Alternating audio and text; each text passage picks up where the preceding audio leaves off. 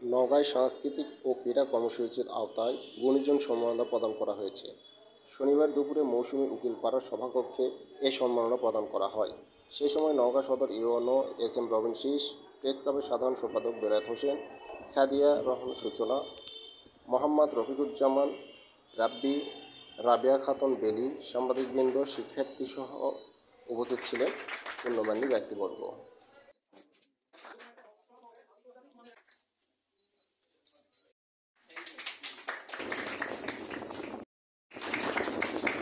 Sir সহ আমার সাংবাদিক শিক্ষার্থী বিভাগ সবাইকে অসংখ্য ধন্যবাদ।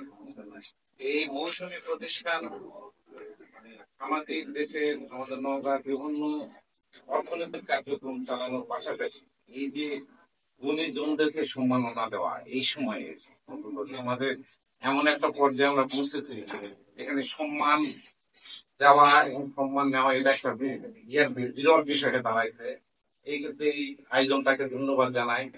সেই পাশাপাশি এই যে স্টুডেন্টদের যাদেরকে সামনে দেখছি প্রত্যেকের হাসি মাথা মন এবং লেখাপড়ার পাশাপাশি এদের প্রতিযোগিতায় অংশগ্রহণ করে তোমরা আগে আসছো, তোমাদেরকে ধন্যবাদ জানাই। তোমাদের ভবিষ্যৎ আরো মানে দীর্ঘায়ু হোক, মানে ভালো হোক, সুন্দর হোক।